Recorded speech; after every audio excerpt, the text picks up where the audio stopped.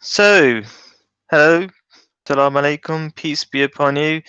I started 5 minutes early because normally I totally fail and press the wrong button. So, not really. I was going to do a sort of intro and then start again in 5 minutes because today's challenge for me was to simply start at the right time.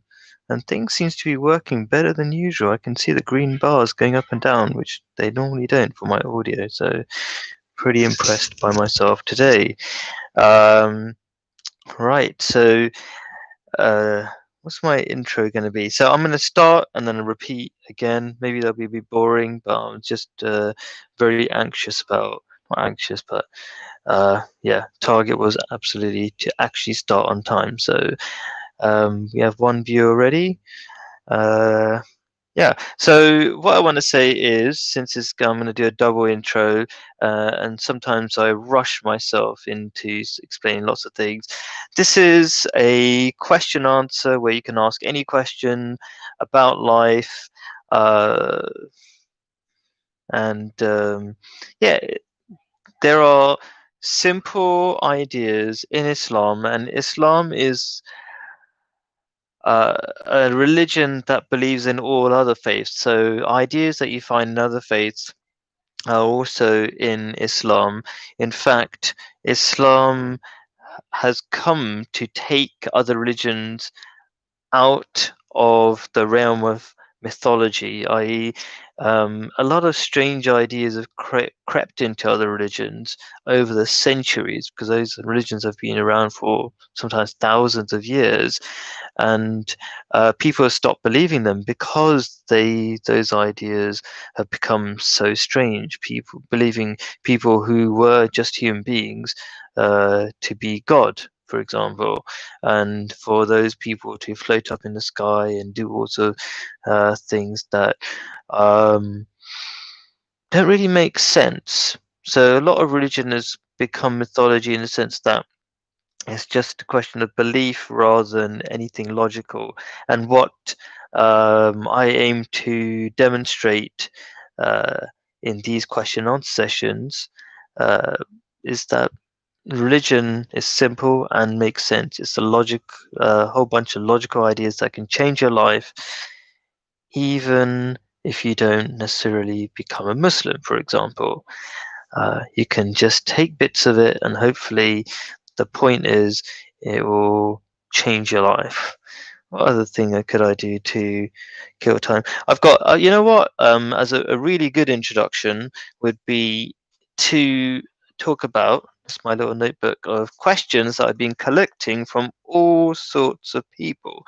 I will explain this all again in about 2 minutes, but so just to give you an idea of the kind of things I'll be talking about, first of all, I will start with a happiness trick. So I always try to think of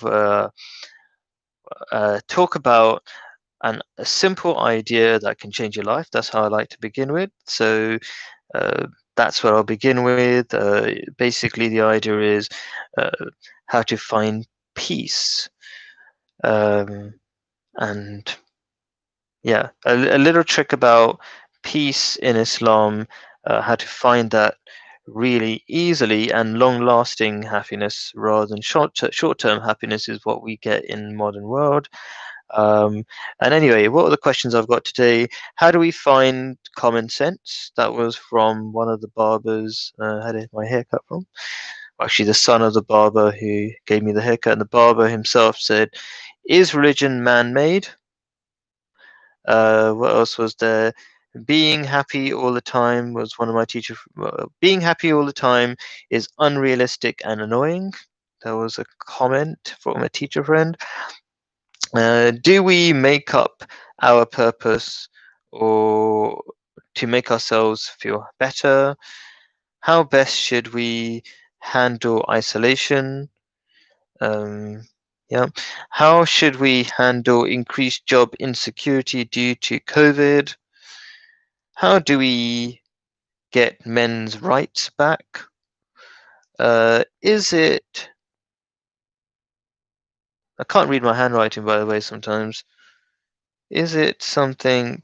Is it bad to laugh out loud? Okay, yes, I really have to answer that one. One of my friends was insistent that I should talk about her question. Do humans make up purpose to feel important? I think I repeated that somewhere. How do we stop caring about others' opinions? Um, Should we speak our mind? And all these questions might seem a bit boring to some people, but they're really important to those people. And that's the whole point of these questions. Some things are important to some people, not to others. But I hope I'll try to make it so that it's kind of meaningful to everybody. Do people treat each other harshly? Um, uh, yeah, so I'm going to explain that as well. I've got key comments. How do you start meaningful conversations? So, um, this question was a phone call from very good friend. So let's start properly.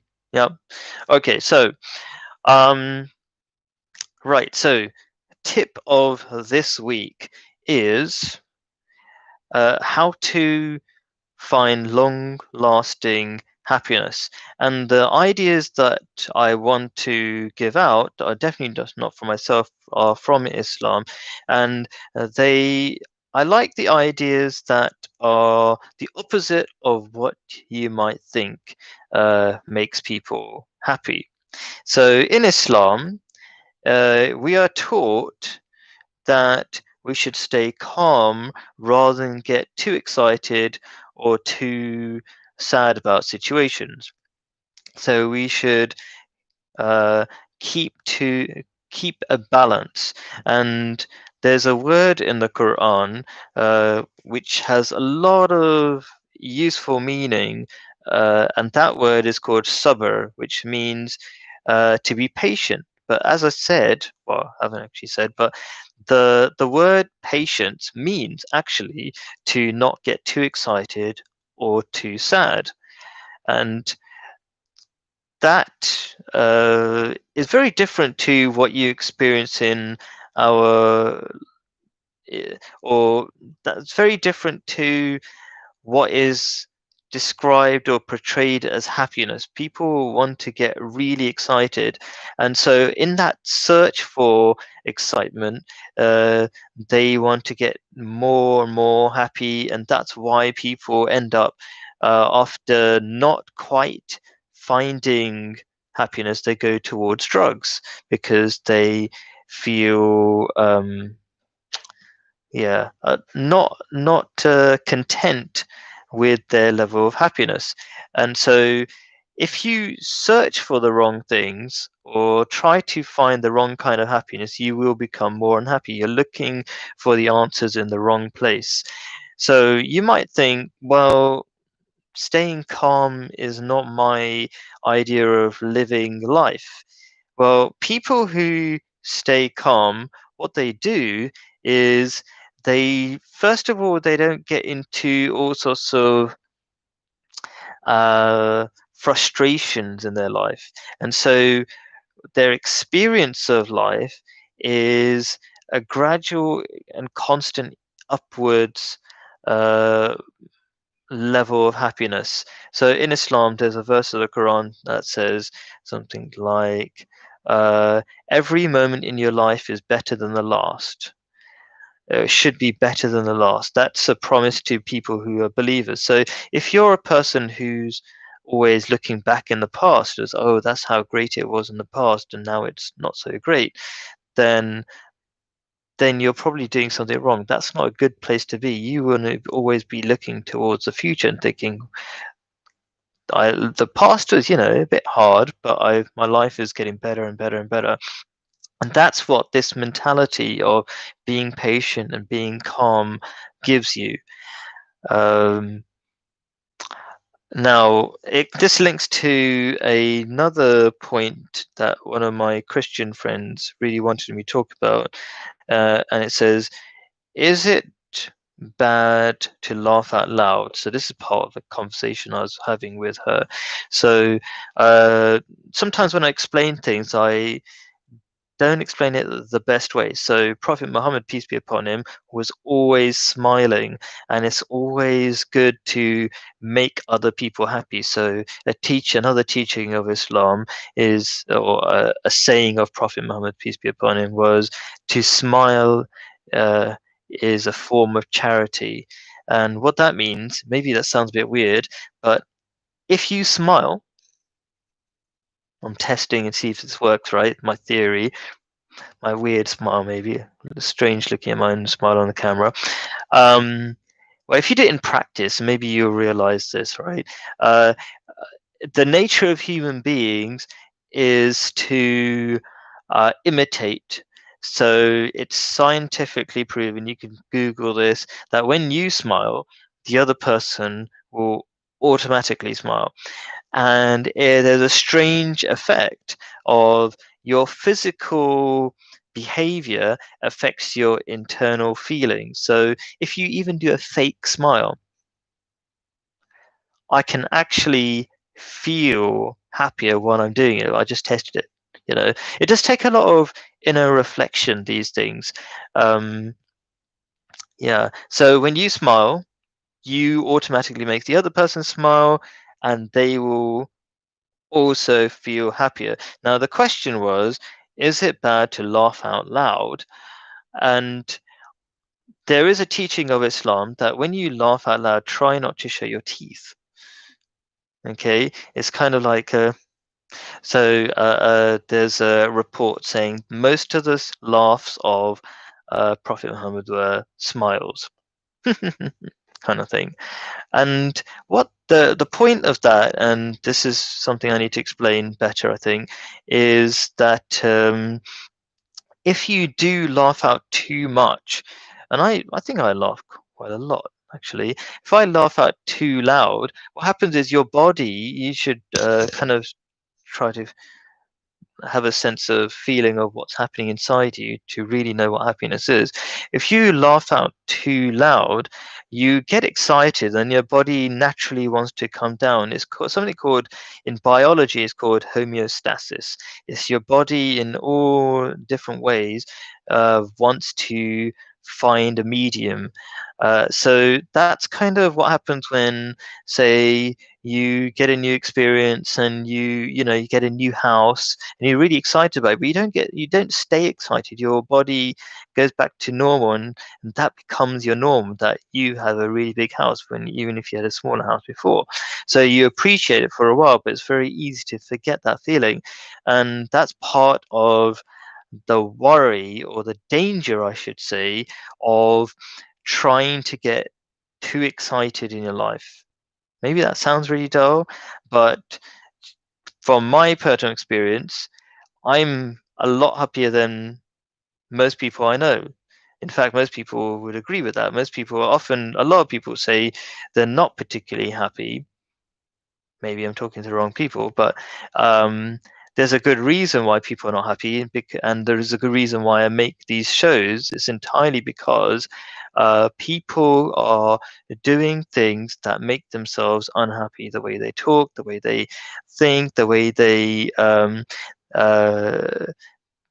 the basic elements of what makes people happy is communication, talking to your neighbors, and all sorts of small things that people don't value. So I'll end this particular answer before I move on to the next one by saying it's the small things that actually make you happy. It's the small and subtle things.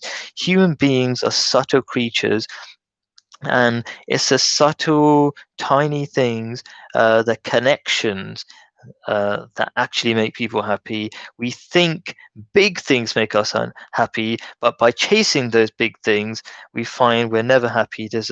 I'll end with a verse of the Quran. I'm really going to try to end this little answer question. It says, the people who do not believe, their life is like chasing a mirage. And I probably said this before, chasing a mirage where they think there's something that will make them happy, and then they chase it and they get it, and then they find out um, it doesn't make them happy, and then they find another mirage, and they're continuously chasing things that don't make them happy.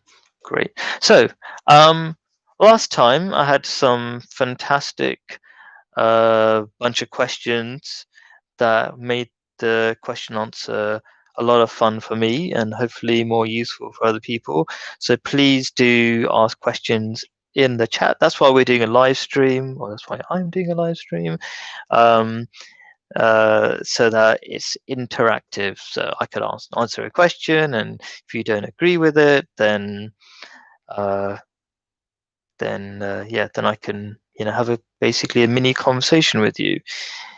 Right. As we were doing this, I realized that there were a few comments from last time. I'm not sure where I saved the picture, but I just remember one of the questions or a comment from a person called Amir, so I'll have to try to remember to answer his question. I did have a phone call a short while before this question answer from a my local community organizer. That's how I describe him at the moment. Uh, so let me explain a little bit. I'm part of the Ahmadiyya Muslim community, which is a revolutionary group that wants to change the world with love. So our motto is love for all, hatred for none, and we're very organized. So in the few streets around me, um, there are I know like all the Ahmadi Muslims' phone numbers somewhere behind me in an envelope, um, and we are in constant contact uh, through WhatsApp and things like that. And so there are many levels of organization. So my little duty is to um, make Islam understandable to the wider community for people who don't understand it, and just generally try to make the world a little bit better. So that's kind of my tiny corner of things. There are so many other, you know, jobs like taking care of education for children and 100 different things, humanitarian uh, events and all that kind of stuff. So the main local organizer is called a president, and his name is Mr. Nadeem Ahmed, and he said his special request was, how do you even start the conversation about Islam or anything meaningful? So that's a really good question. And in one way, I've answered the question, but I'm so glad I'm coming back to the question because I gave a when I answered the question before, I said, how about just starting with this uh, little survey? If you're not sure how to start the conversation, I said, why don't you ask people, have you heard the phrase love for all, hatred for none? And by doing that, you make people think of a really positive idea, love for all, hatred for none. And the reason why, as I suggested that would be a really good idea, is because if you ever search love for all, hatred for none, you would learn more about this. About the Ahmadiyya Muslim community who want to make the world a better place. But that answer was just a small corner of a brilliant answer given by the spiritual leaders of the Ahmadiyya Muslim community, which are called the Khalifas. And that reminds me of one small thing before I forget is please do go to big question. So I'm trying to find a small bit of space in my bedroom. I'm going to comment by typing in big question. So there's a website I've made called bigquestionsanswered.com, and I'm going to put in the comments, maybe because I know people can view the comments as they watch it. Now, if you go to that website, there's a section called Common Questions, and all my answers are basically from those kind of from the answers of the Khalifas, which are basically answers given from the Quran, but explained far better than I do. I'm like saying and kind of not as eloquent as the answers you might get there. So one beautiful answer to this question about how can you tell people about this beautiful way of life called Islam. Uh, and the way it was explained was, if you go around London, you might think at first glance that all the houses look the same. But if you look carefully, they're all really different. And it's the same with human beings. When we look at human beings, sometimes we think, oh, that person won't be interested in Islam. They're just like everybody else. But that's not true when you get to know people, when you look closely. Uh, and so everybody has a key, basically. That's the general answer, but let me explain that in more detail from my practical or personal experience. So I've just moved to a new school, and I'm talking to my friends about Islam in many different ways. And at first, if you listen to the conversation when they're in a group, then you would think that nobody would be interested in anything deep or meaningful, because they're just usually saying really funny things, kind of things I probably shouldn't repeat in. It's kind of, the rule is what happens in the staff room, or what's said in the staff room stays in the staff room.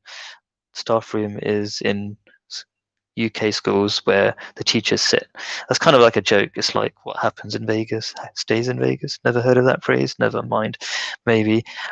So I won't repeat what they say there, but you would get the impression that nobody cares about anything meaningful or deep. But when you talk to people individually, they're completely different. And that goes for just about everybody I know, that people, they're completely different to the impression they give about themselves, or sometimes that's who they think they are because that's how they behave all the time. Because it's hard to have deep and meaningful conversations or do that.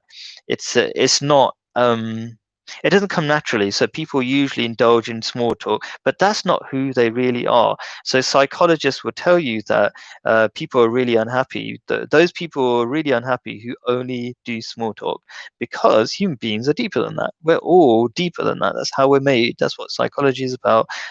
It's a kind of understanding human beings for who they really are. Every now and then I'll look at my phone to see if there's a comment or a message, but nope, that was just glowing for no reason or something else.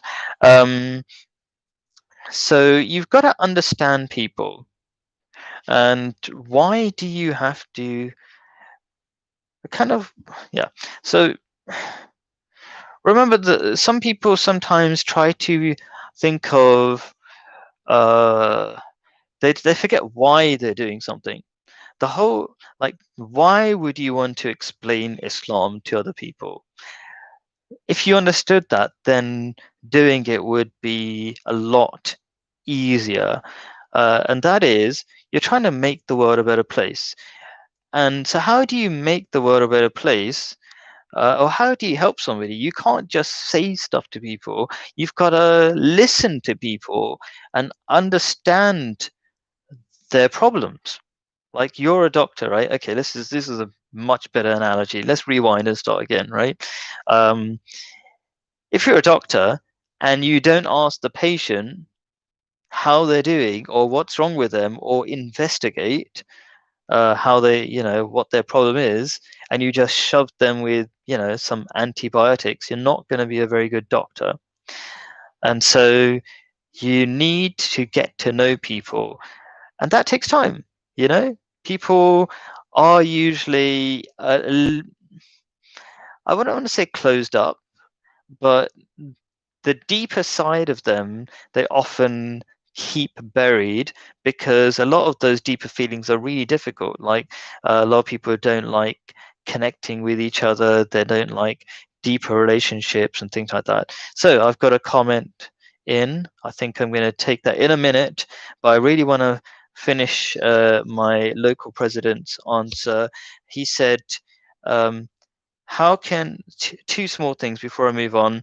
He said, how can the average adult make a connection with their neighbor? And that's a brilliant starting point, because if you want to change the world, you have to create a community. And if you want to create a community, one of the first steps is to know your neighbor. And that does not really happen at a deep level, especially in London. So how do you do that?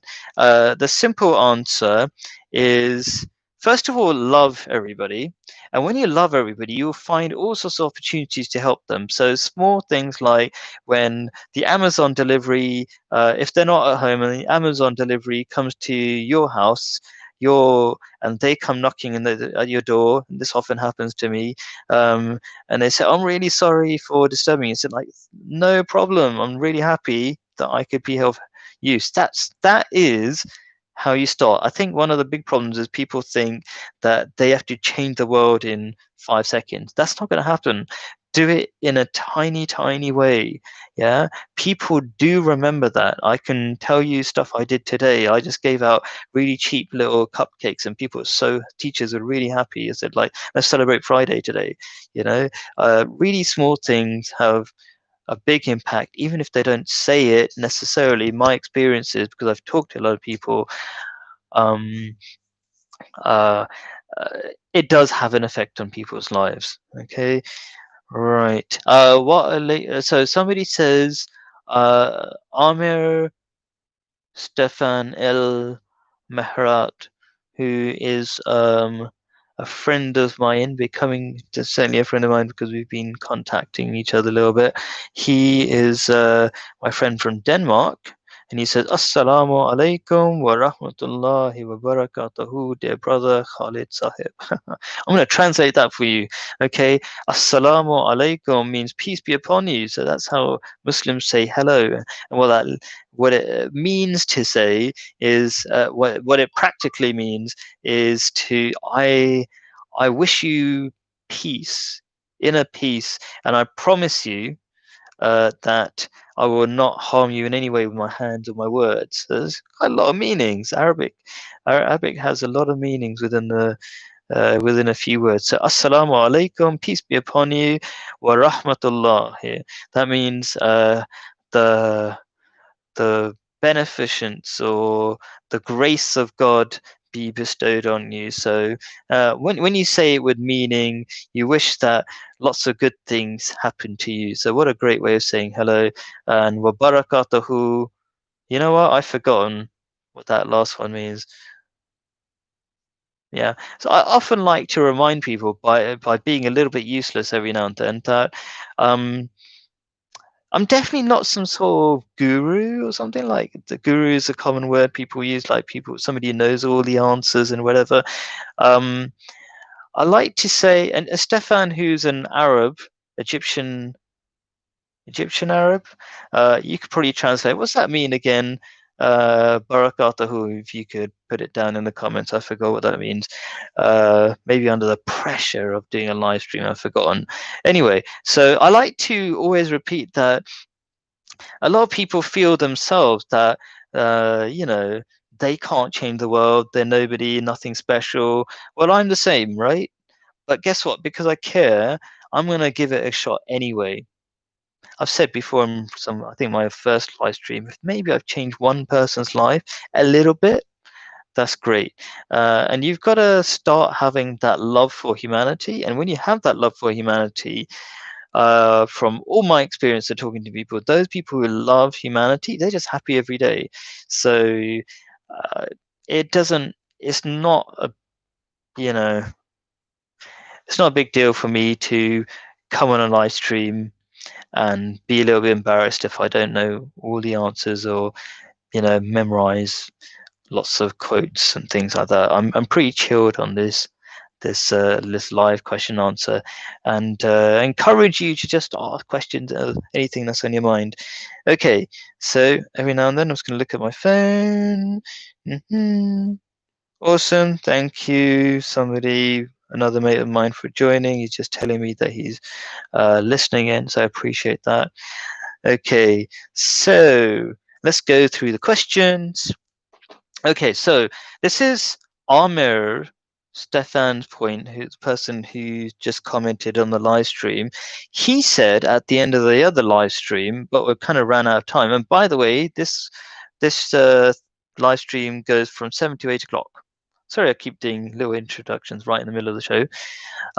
He said, Amir said that it sounded like he was disagreeing with me, but I'm not sure if he was exactly disagreeing with me after our little conversation on WhatsApp afterwards. He said the meaning of life is truth. The meaning of life is truth, or to find truth. And I was like, not sure if I 100% agree with that, because according to the Quran, sorry, I have to make the WhatsApp off. It was like ringing in my head just now on the phone and here. Okay, the meaning of he's okay. I'll read that in a second, Amir. The meaning of life is to know God, to connect with God. And why is that the meaning of life? Because, well, everything is created for a purpose. And the Quran alludes to that by saying, if you look at the creation of God, in every detail, in a beautiful way, it says, your eyes will return tired back to you, and you will be forced to exclaim that everything is being created with a purpose. So you yourself have been created with a purpose. And so if you've been sorry, I've lost my train of thought. So the first thing that comes to mind is when you're if you have a purpose, it must have the highest possible uh, potential that it should be to do with the highest potential you have. So, for example, if you look at a chair, that chair could be used as firewood. So I could throw this chair into the fire and say, great, it's giving me a bit of heat. But the nature of this is that, it's got paint on it, and this probably would be it'd do a really bad job as firewood. And quite frankly, I'd rather have it as a chair. It's far more useful. So what is the greatest purpose a human being could have? If you think about it, to just create money would be a bit of a shame, because you're going to lose it all when you die, right? So what is the greatest purpose? Well, if there is a God, and it's quite easy to see logically that there must be a God, and my experience, and if you try to communicate with God, God promises to communicate with you in whichever way he feels fit, but it will be convincing for you. So God certainly exists. And why am I losing maybe I need a drink. My train of thought is kind of disappearing every now and then. So if God exists, then certainly that would be to communicate or be at one with God. Would be it'll be You really can't think of a higher purpose than that, right? The ultimate of creation. That's one way of answering it. But another way of answering it is that what is it that makes you truly, truly happy? Because that, I think, would be something. If you had a purpose that truly made you happy, then that is a very enticing purpose, I would say. And so kind of like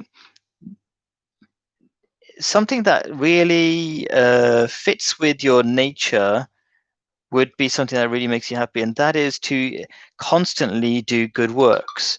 And that's what all God wants from you. So being at one with God is the meaning of that, according to the word ibadat, is to lose your own self and take on just the will of God. In fact, that's one of the meanings of Islam. Islam has two meanings, which is to find peace, but also it means to submit your will. So we always have our individual bits of ego that make us want to do foolish short-term things in life, like just make lots of money or feel important, or whether, I don't know, just show off to other people, everybody else in the world in lots of different ways. But when we get over that silliness, we realize it's all kind of a waste of time, and something a lot more meaningful would be to do good deeds. Those are the things that make you feel happier for a longer period of time. And when you submit your will, you feel more connected with God and more happier. Yeah, I'm not too impressed by my answers at the moment. I know the answers in my head, but I feel like I could explain them better. But hopefully, over 100 or so episodes, I will get better. Let's start answering some of the questions. So first of all, Amir has explained to me the meaning of Assalamu alaikum wa rahmatullahi wa barakatuhu. It means, may peace and mercy and blessings of God be bestowed upon you. Okay. The purpose of life, he says, is not the pursuit of happiness, but the pursuit of truth. Finding the truth and finding God and Islam, he is the ultimate achievable truth. Yeah. So one of the names of God is Al-Haq? No. Yeah, I think so. Means the truth. So there are lots of attributes of God. So yeah, I'm just looking at the comments every now and then. So yes, the way to find God or connect with or find your purpose is just to be honest with yourself. And what does that mean? It means at every you can ask yourself, am I just doing the right thing for the right reasons every single time? And if you just keep doing that, you'll find your way, your path very easily. So, for example, first thing that comes to my mind is Islam the truth? You can only do that by asking questions, I suppose. One part of it is that, do you think there's more than one God or not? Because Islam teaches there's one God. Some other religions say there are three in one, or many, many gods, or God is blue, has four arms, and things like that. So which one makes sense to you personally? So there was an engineer friend of mine who became a Muslim, who's your average Joe English bloke, and he said, well, I know the laws of nature, and the only way um, there can only be one God, that there can't be multiple gods creating all these unified and connected laws of nature. So that's what I mean by following the truth. It says, a question for you. In the past, knowledge used to be accessible only to a few people, often elite classes. Nowadays, the internet permits us to have unlimited access to knowledge. One of two. Cool. Part two. Yet many people are deviated and distracted by it instead of pursuing fruitful knowledge. Right. Okay. So the question very much ties in with another question I got, and I can totally appreciate, which is, how do you find common sense? And the reason why this particular person asked this question was, he said there's so many ideas out there in the world, and it's so confusing. You don't know which one's the right way. And the simple answer again would be to just follow the truth. And this answer, I should say, is not from me. It's from, again, the Khalifa that I mentioned, the spiritual guide that Ahmadi Muslims follow. And it's just, it's an Islamic term for the kind of the the the main spiritual leaders. Like, you can have little imams in different mosques, but a Khalifa is the main spiritual leader. Islam is all about unified communities. So yeah. So following the truth, because there's a lot of junk out there. So I don't know. Let's think of yeah, maybe many people. Yeah. So I don't know. There's so many ideas out there. Let me think of one idea that's going around. So there's a YouTuber who's a great businessman, and he has a lot of good ideas. But one of his ideas is that um, the only thing that matters is just making yourself happy. It doesn't matter what it is, you know.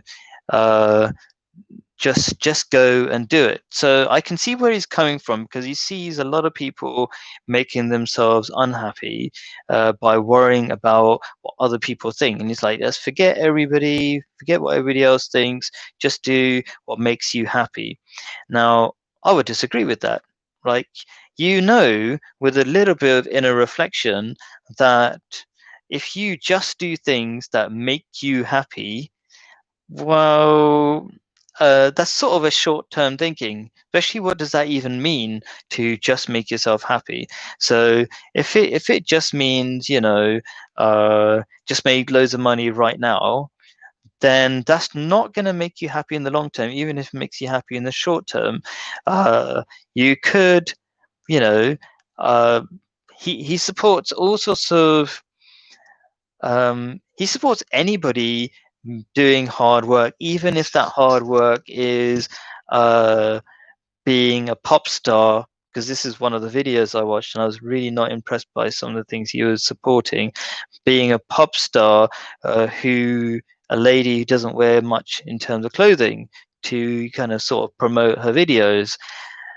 And so, but he's got an oversimplistic way of his view of the world. So this is just an idea out there in the internet that you can judge for yourself if you try to stay calm, not overly emotional, and try to judge things from that calm point of view. So again, I'm just trying to reiterate this way of life of always staying calm, because if you get too emotional, you can't make good decisions. That's another reason why Islam teaches that. Yeah, hopefully that was of some use, that answer. Right, let's go through the list in some sort of order.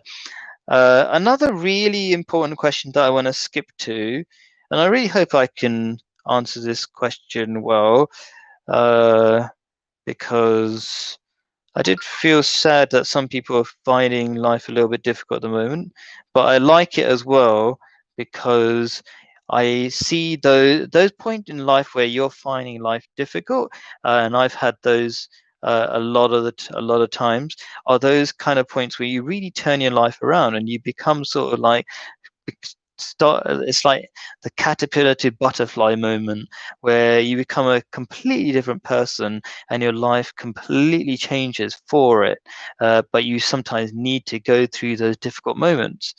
So the question was, how best should we handle isolation? Right. Okay.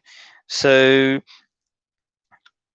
one thing that came to mind, and I've made a note here, is, well, first of all, before I even give an answer, for every single question, I like to, that my number one thing is that none of my words necessarily will have an effect, but the main thing I like to do is pray for that person, that somehow God, the most powerful, who controls everything, will change things. And that's kind of that's the only thing that really can make a difference. um, if you realize God exists, and that the the clouds over if the cloud and if you just kind of investigate a little bit, and you look at how the clouds operate, just to give you an idea, the world we live in, and this is very much answering this question, um, actually, it's pretty answering his next question.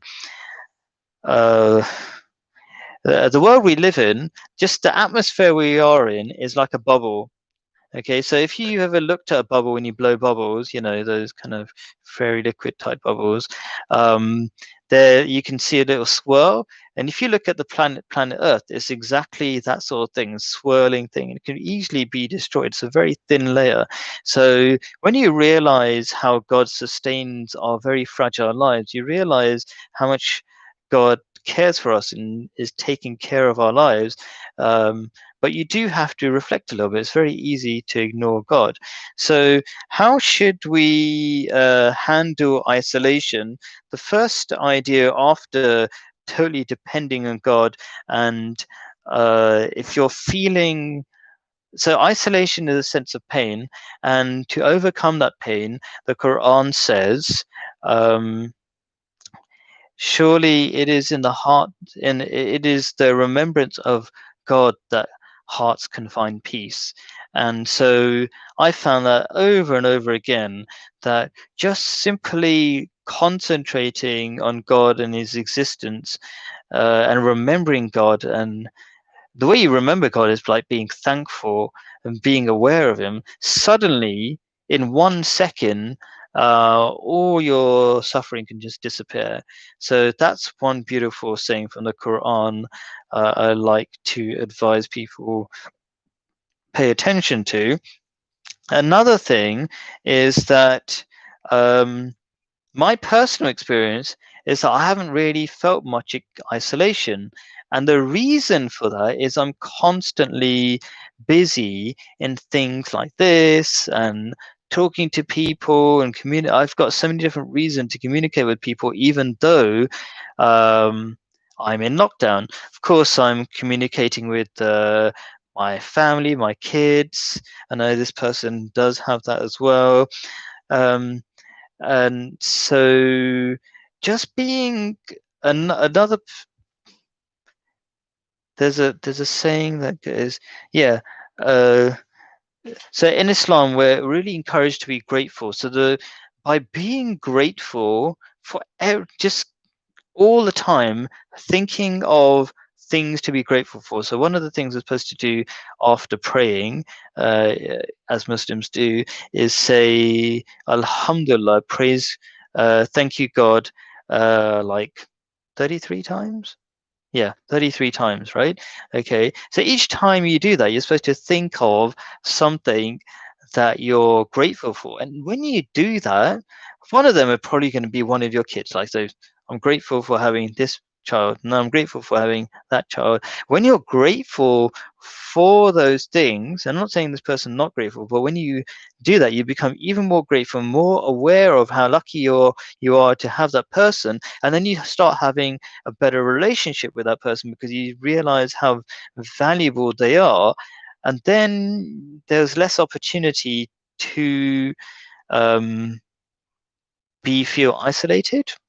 um, Having said that, all that aside, hopefully I've explained how you can feel less isolated. And I've got one more way of feeling less isolated. Prophet of Muhammad really, peace be upon him, had a really big habit of saying yes to so many things. For example, he's super busy, trying to change the world. And one time, uh, somebody said to him, "Can you stay in the mosque for a bit? I'll come back." And he didn't come back for a very, very long time, and he just stayed there. He said, "Yes, I'll wait for you," and the person didn't come back for a very, very long time. So he's in the habit of saying yes to a lot of things, and so I say yes to a lot of things because I'm very much of the experience that God is constantly helping me, because I do all sorts of crazy things like this live stream, even though generally I'm actually a very quiet person who likes to keep to themselves. But I just do things because it's the right thing to do, even though it's not naturally something I do. So by saying yes to things, um, most of the time you'll find that you land yourself to all sorts of opportunities to expand your horizon, experience new things, um, like I'm doing with this. This live question answer came basically into existence because what happened was my local president again, he called me not too long ago. He said, I want you to be in charge of this particular responsibility of telling people about Islam. And we weren't allowed to kind of give leaflets out because of current, COVID and everything, less, social distancing rules, we call it, everybody has to be 2 meters apart. So there wasn't much other opportunity other than do something on the internet. So I said yes to things, and now I'm talking to all you guys or people who are listening. And thank you, by the way, for pressing the like button. I appreciate that. If you're not sure what you can do to make the world a better place, think about one small thing you can do. For example, just press the like button. I don't personally need people to like and subscribe, as YouTubers say, but I do think that if you do, maybe this video will go out to more people. So that'll be a cool thing to do if you can do that. So that's my brief answer to how best should we handle isolation. I was gonna say something else, but it's left my mind. Maybe it's supposed to. But yes, there is, when I make a comment, sometimes I forget to explain that actually this is something from this. I'm actually quoting bits of what Prophet Muhammad said. So I was thinking that I might do a Google search while I'm online, and maybe I will.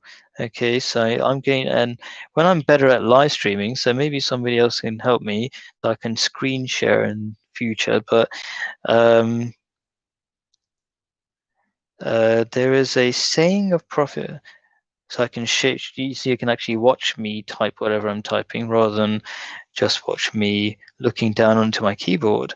But basically, I've given up on that already because I've realized I can't type and talk that easily at the moment.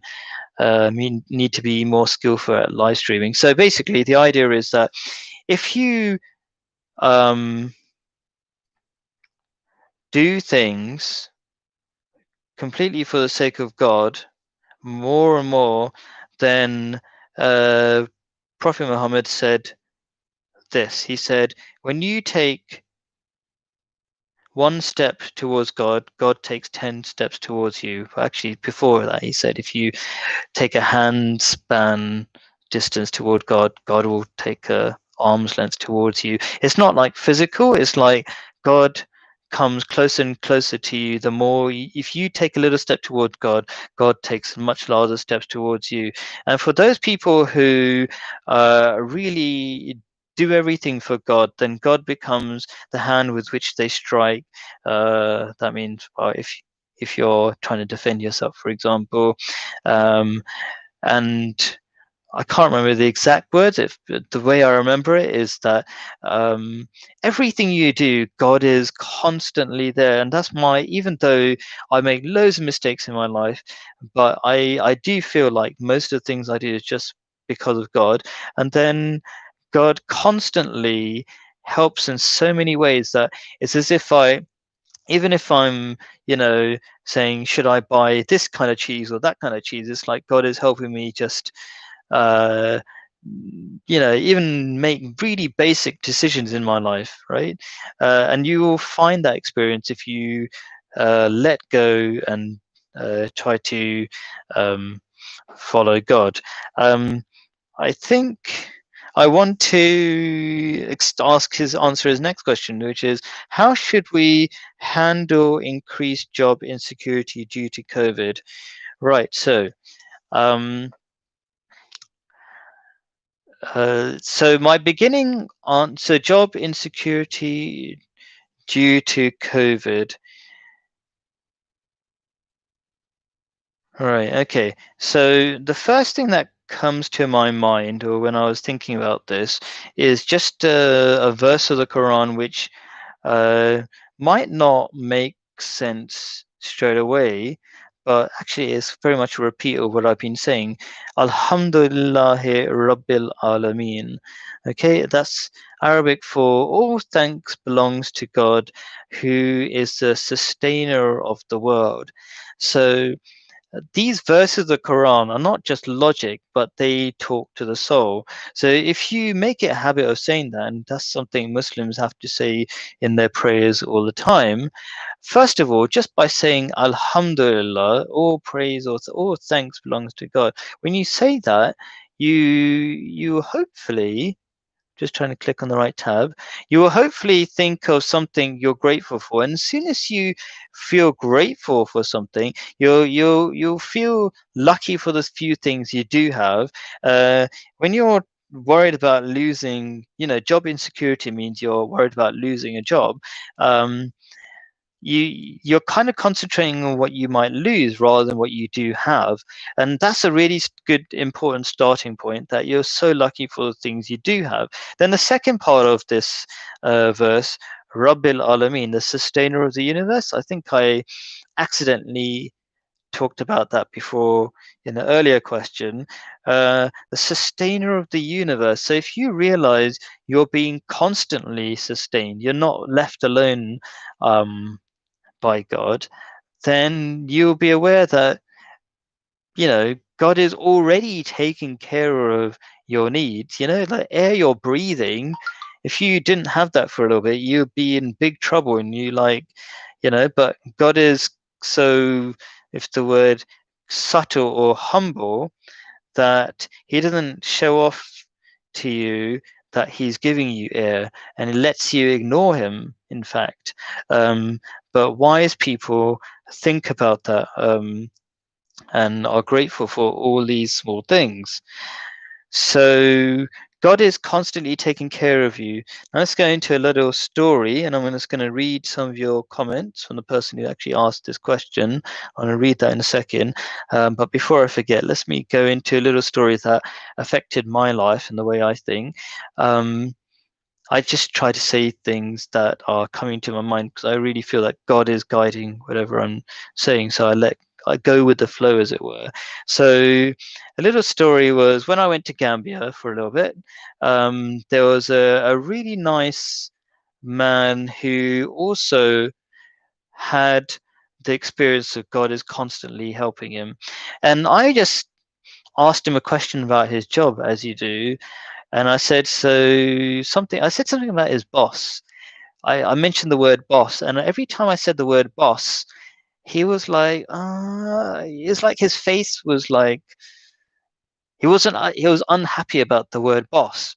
I was like, that's a weird reaction. Why would anybody, be unhappy about that reaction? I mean, that word, it's not like a swear word or something. And then I asked him about it. It's like, why do you react like that? And he said, I don't have a boss. I only have one boss, and that is God.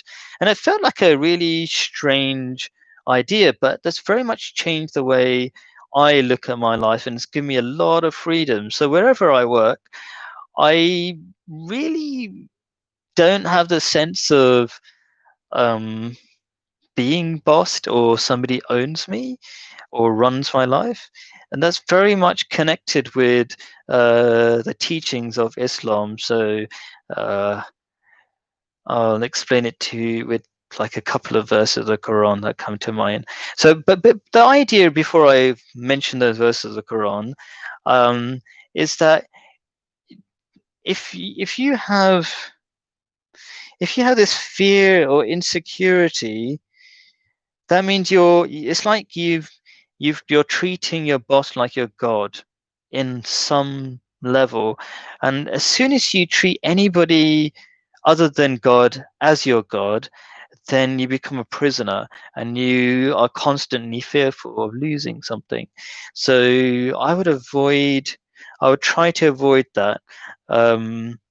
Or be aware of that God is the one who's actually taking care of you. And the more you rely on God, the more you realize God is really taking care of you. And people who depend on God and rely on God, God takes care of them more. That's one of the meaning or qualities of God, which means he calls himself the Rahim, the one who encourages people to excel themselves, even in worldly behavior, but more in spiritual behavior. That if you do something, God will is really happy and wants you to do more.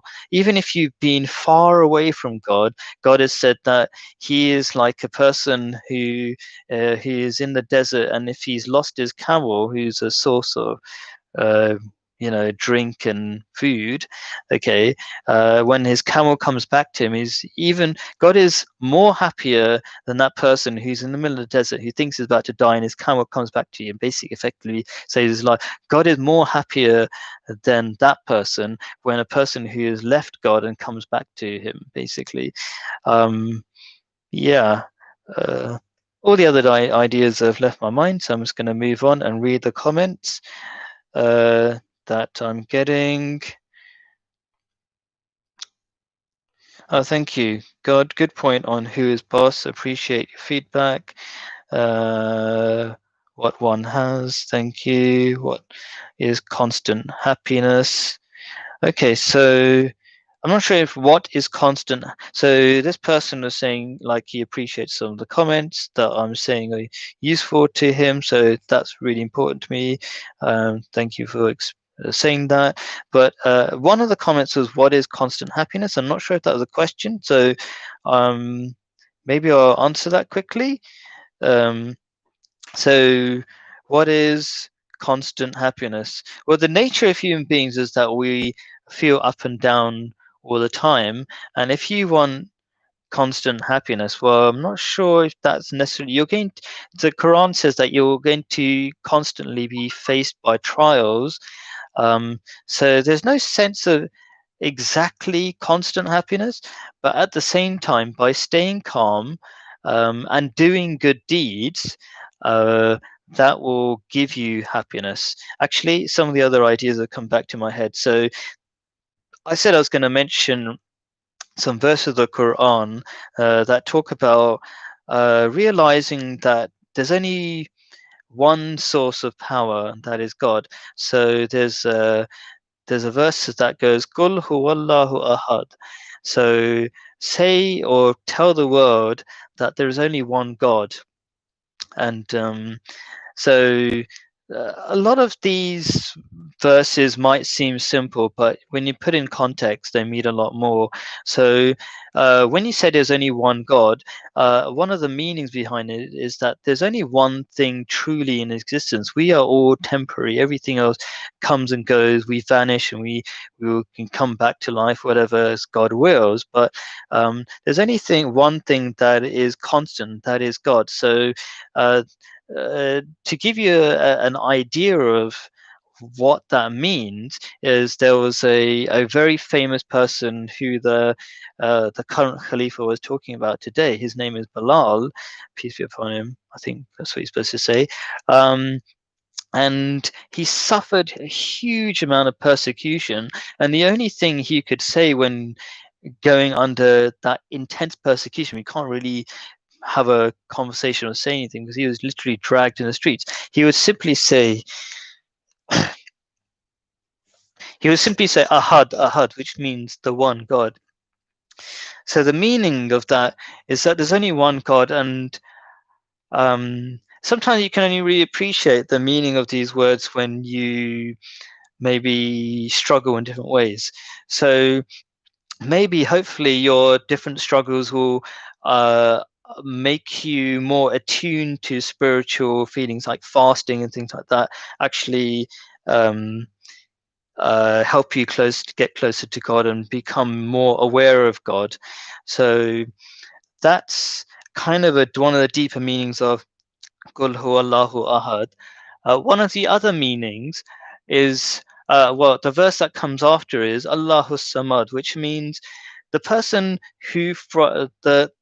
the creator from whom um, everything comes. And that's kind of a self-evident truth. If you think about the whole universe must have come from a God.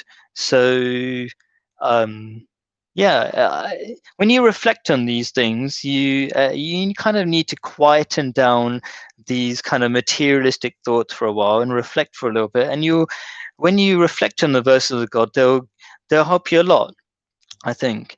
So God, there's only one God who has always been in existence, and the and everything comes from him. And then there are other verses of the Quran, Qul a'udhu bi rabbin nas, malikin nas, ilahin nas. So these are the three things that three reasons why I'll explain what that means actually. Qul a'udhu bi rabbin nas. I seek refuge in the sustainer of the world, malikin nas, the king of I said the world. The Rabbin Nas means the sustainer of humanity or people. Malikin Nas means the king or the ruler of people, and Ilahin Nas means the god of people. So why these three attributes? What do they actually mean? Uh, I've kind of explained one. Rabbin Nas means the sustainer. So I've talked about the sustainer being of importance. So only don't worry about your boss. The only person you should be worried about are the person or the creator who has truly who sustains you and who really is your king, as it were, who can do any or have any effect on you, good or bad. You know, the idea of a king is that you sometimes worry about a king or a boss because they can do something bad to you. But in reality, the only person who has any effect on the world is your God. And Ilahin Nas, when you say God, your God, the idea behind it is somebody who you worship. And what does that mean to worship somebody? Like, you know, when you worship an idol, you might have a hero or something, and you you wish you were like him, or you're uh I forgot the word. I think maybe maybe you get the idea. So you shouldn't fear losing the love of somebody you worship if it's a human being. You should only be concerned about God, because these are the three things that control people. So you might, for example, this is the kind of a big problem that I think this is maybe one of the biggest problems that people suffer in this world, is that they need to show off to other human beings. They're treating other human beings like God. Oh, my time's run out. Guys, I'm going to finish off the answer and then I will quit the session for today. So a lot of people suffer a lot because they are trying to, what's the word?